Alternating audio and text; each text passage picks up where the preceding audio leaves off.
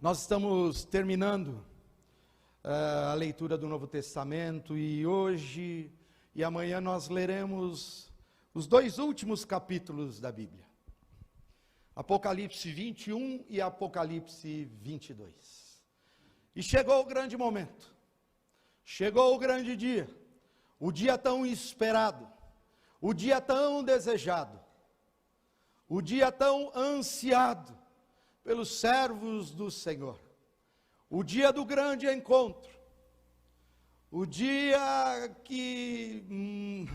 mais feliz de toda a história da humanidade. Certamente será esse dia.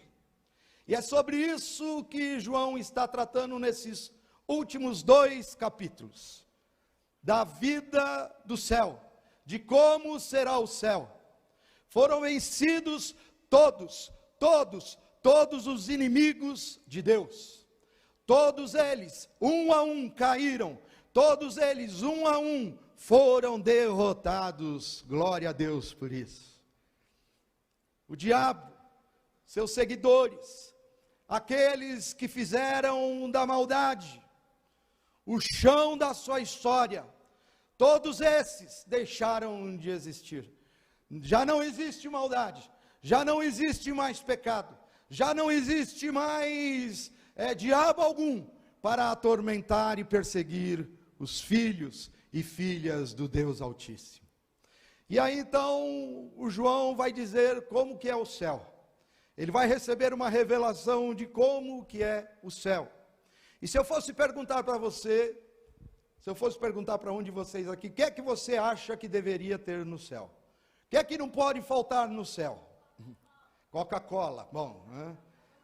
A Carol e o Eric disseram amém e a Karina também. Coca-Cola, chocolate, pão, e não engordar, não é? Aquele pão, gente, nossa, eu estou na dieta de novo do pão, né, estou firme aí, já foram 4 quilos, mas faltam só mais uns 20, mas a gente chega lá. Né? Se eu perguntar para o Laércio, o que ele vai dizer que não pode faltar no céu? Pimenta, oh, Jesus amado, né? Nesses dias aqui que a gente esteve aqui ensaiando, preparando essa celebração aqui, né, a gente ao final sempre faz aqui um comes e bebes, né? O Lalá trouxe uma pimenta, gente. Olha que só a misericórdia do Altíssimo. Só ele e o Messinho, né? Olha, vai ser baiano assim, lá na Bahia, né? Porque vou te contar, viu?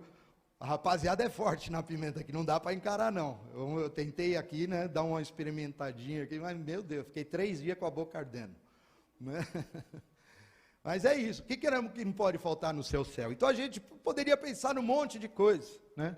Tem gente que pensa, que está lá com o pensamento da Idade Média, que acha que céu é aquele lugar, né, onde tem anjinho de harpa. Já viu gente falando assim, pensando assim? Que, né, tudo bonitinho, tudo cabelinho branquinho de algodão, né, olhinho azul, tocando harpinha, e a gente vai pulando sobre as nuvens, né? Isso é um pensamento que veio da Idade Média, e muitos pensam assim, acham que céu vai ser isso aí, vai ser esse ambiente, né, de paz, né, parece que até, né, não vou falar aqui, senão tem gente que vai escandalizar, mas parece que, né, puxou até um fuminho, né, fica lá assim, sabe, que vida, que coisa mais estranha isso. Não, o céu não tem nada a ver com isso. O céu que é descrito por João é um céu completamente diferente. O céu que João vê tem cidade, o céu que João vê tem rios, o céu que João vê tem ruas, o céu que João vê tem árvores, o céu que João vê não é muito diferente daquilo que vemos. É interessante isso. São coisas familiares para nós. Todo mundo sabe o que é uma cidade, todos nós sabemos o que é um rio, todos nós sabemos o que é árvore. Mas quando João descreve essas coisas que que nós conhecemos, que nós sabemos o que é, ele descreve com incomparável beleza. Ele escreve com palavras quase que indizíveis. Ele procura escolher palavras e selecionar palavras para descrever esse céu como sendo algo extraordinário, algo nunca visto pelos olhos humanos. E eu aqui relacionei algumas coisas do que é que o João ele vai pensar sobre o céu. O que é que tem nesse céu? Vamos lá. Ele começa dizendo, Apocalipse 21, no versículo 1, que lá no céu já não existe mais mar. Ele vê o novo céu e a nova terra. Pois o primeiro céu e a primeira terra já não existiam. E ele percebe que não tem mar. Não existe mais mar. Isso tem uma informação contida nisso, uma verdade contida nisso, que é maravilhosa. Porque o que é que divide os povos hoje? São os mares. Hoje nós somos divididos pelos mares. Então quer dizer que quando nesse novo céu que João vê, ele percebe que não tem mar, ele percebe que não tem mais divisão, ele percebe que a terra é uma unidade, a terra não é mais separada. Isso é maravilhoso, porque não vai existir mais separação entre nós. Nesse céu de João não existe mais fronteiras, nesse céu de João não existirá mais disputas, não existirá mais guerras, não existirá mais contendas. Olha que coisa extraordinária. Nós seremos um povo só, não seremos mais classificados entre brancos, pretos, indígenas, amarelos. Seremos um povo só, habitaremos numa terra só. Olha como é lindo esse céu que João descreve. Ele diz no versículo 4, que neste céu que ele vê, não tem mais espaço para o sofrimento. Oh, glória a Deus! Não tem mais coronavírus, não tem mais câncer. Levi, não tem mais câncer, Levi. Saiba disso. Levi está lá no hospital hoje, nos assistindo. Não tem mais câncer, Levi. Não haverá mais sofrimento. Não haverá mais nada disso. Ele vai dizer no versículo 8, que as coisas impuras lá não estarão mais. Ninguém que pratique aquilo que é vergonhoso ou enganoso, mas unicamente aquele cujos nomes estão escritos no livro da vida do Cordeiro. Ele vai dizer no versículo 27, que esse céu é um lugar, como já disse, de incomparável beleza, de arquitetura perfeita. A partir do versículo 10 em diante, a gente vai perceber isso.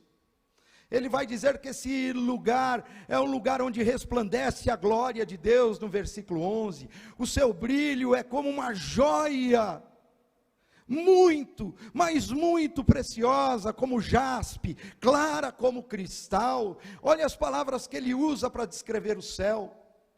Um lugar de incomparável beleza. Ele vai citar ruas de ouro, as portas como sendo de pérolas. Tamanha a beleza desse lugar, dessa cidade, dessa nova cidade em que nós habitaremos. Ele vai citar as medidas desse lugar, e os entendidos em arquitetura, quando eles leem esse texto, eles dizem que há uma perfeita harmonia nessas medidas. Eles dizem que esse lugar é maravilhoso. Esse lugar é quase que, ele é perfeito, segundo as leis da engenharia, da arquitetura, a ciência da engenharia e da arquitetura.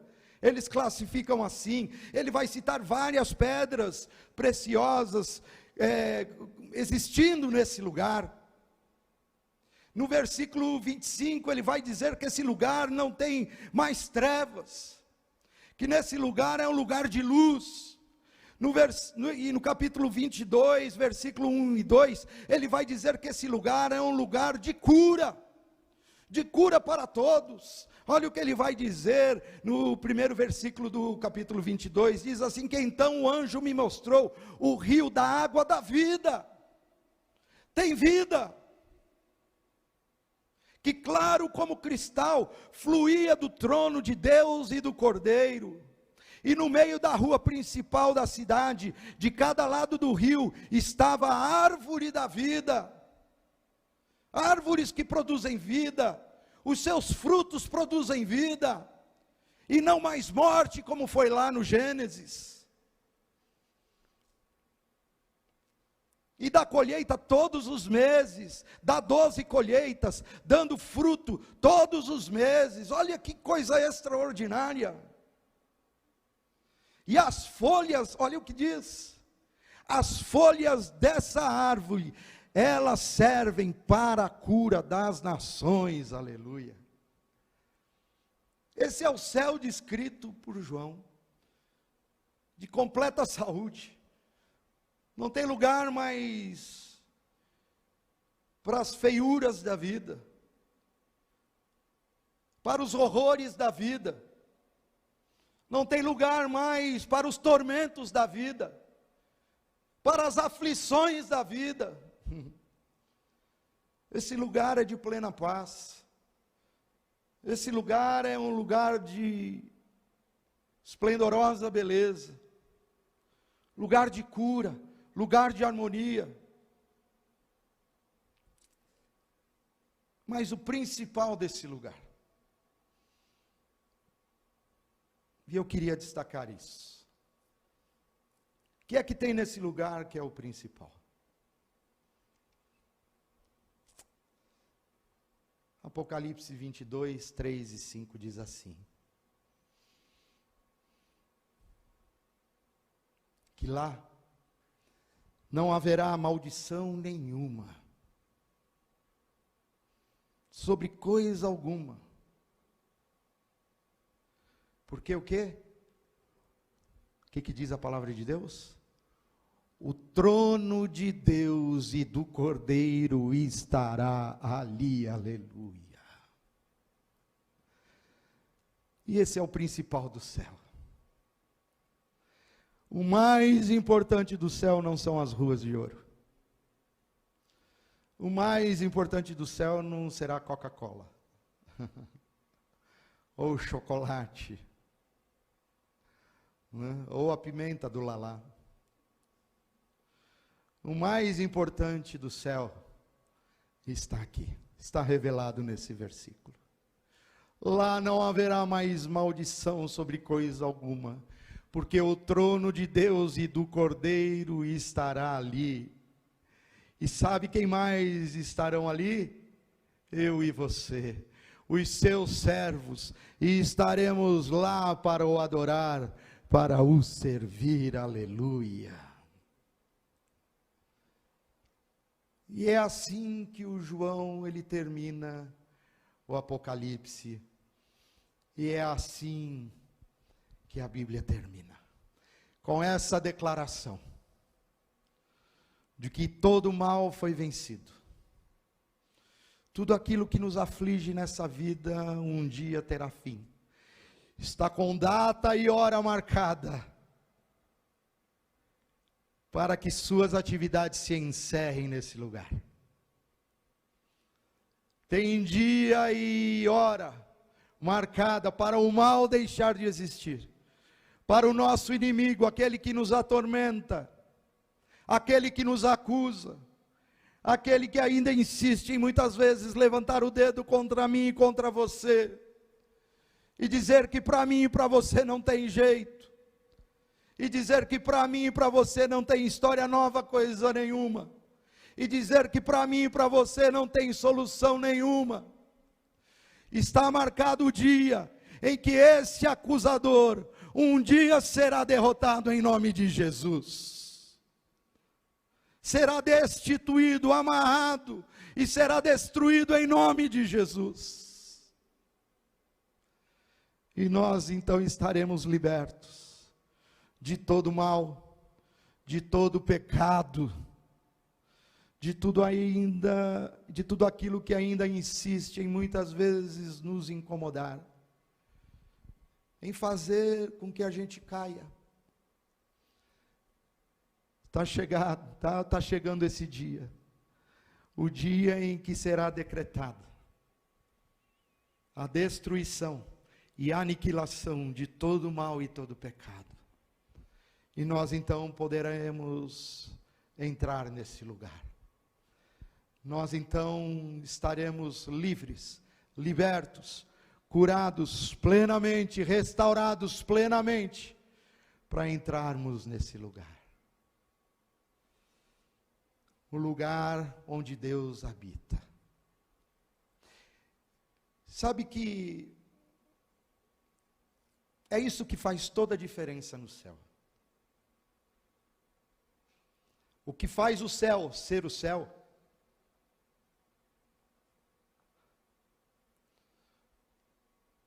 o que faz o céu ser céu verdadeiramente é a presença de Deus.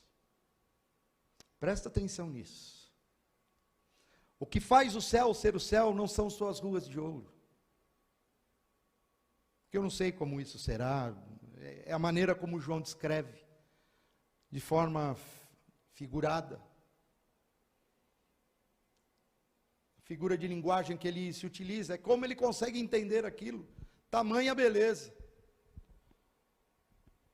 Mas o que faz o céu ser céu, não são as ruas de ouro, não são portas de pérola, não são as pedras preciosas que serão encontradas, não são nada disso, não é a beleza da construção. O que faz o céu ser céu é a presença de Deus e do Cordeiro de Deus. O céu só é céu porque Deus está lá. Porque se Deus não estiver lá, esse lugar não é o céu, esse lugar é o inferno. Escuta isso que eu vou te dizer de novo. O que faz o céu ser céu é Deus estar lá. Porque se Deus não estiver nesse lugar, esse lugar não é o céu, esse lugar é o inferno. E aí eu aprendo que hoje,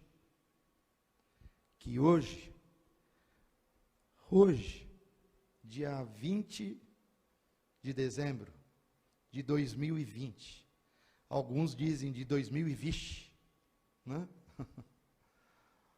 Tamanha angústia que esse ano nos trouxe. Mas hoje, 20 de dezembro, nós podemos desfrutar um pouco do céu na nossa vida. Porque essa é a mensagem do Natal. Essa é a mensagem do Natal.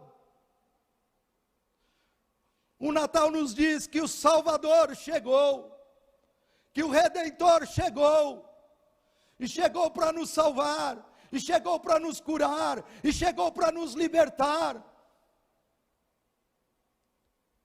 Quando Deus está conversando com o José, lá em Mateus capítulo 1, versículo 23, ele vai dizer assim: ei José, sabe o que é que está acontecendo aqui? Sabe o que está acontecendo agora, neste momento, neste exato momento? A palavra de Deus, a promessa de Deus feita lá em Isaías está se cumprindo. E a promessa de Deus diz assim: a virgem ficará grávida e ela dará à luz um filho. E eles o chamarão de Emanuel, que quer dizer o quê? Deus conosco, aleluia. Deus conosco, Deus com a gente, Deus entre nós, Deus em nós, apesar de nós. Ora, se o que faz o céu ser céu é a presença de Deus, é Deus lá reinando, é Deus lá governando juntamente com o Cordeiro, então quer dizer que hoje nós também podemos experimentar um pouco desse céu hoje, na minha história e na sua história. Porque o Deus Emanuel veio, o Deus conosco está entre nós. Basta apenas a gente clamar, basta apenas a gente se derramar, basta apenas a gente invocá-lo. Basta apenas a gente abrir nosso coração e falar: Senhor, mora na minha vida, habita aqui dentro, no meio das minhas tormentas, no meio dos meus pecados, vem para a minha vida, vem para me curar, vem para me lavar, vem para me transformar e faz da minha vida um pouquinho desse céu, o lugar da tua habitação, o lugar da tua morada, o lugar onde o Senhor verdadeiramente está, onde o Senhor é visto, onde o Senhor é notado, onde o Senhor é percebido. Vem para a minha vida, vem para a minha história. Porque se Deus não estiver nesse lugar, esse lugar não pode ser o céu, esse lugar será o inferno. Dá para entender isso? O que faz o céu ser céu é a presença de Deus, e quando Deus não está, pode ter toda a beleza, pode ter toda a riqueza, pode ter toda a glória humana, pode ter toda a glória desse mundo, pode ter tudo aquilo que você acha que tem que ter, pode ter todo o chocolate do mundo, pode ter toda a Coca-Cola, pode ter toda a pimenta, não é? Pode ter tudo isso, mas se Deus lá não estiver, esse lugar não é o céu, esse lugar é o inferno. Por isso eu gostaria de convidar você nessa manhã a pedir para esse Deus que faz o céu ser céu, para esse Deus habitar mais uma vez na sua vida.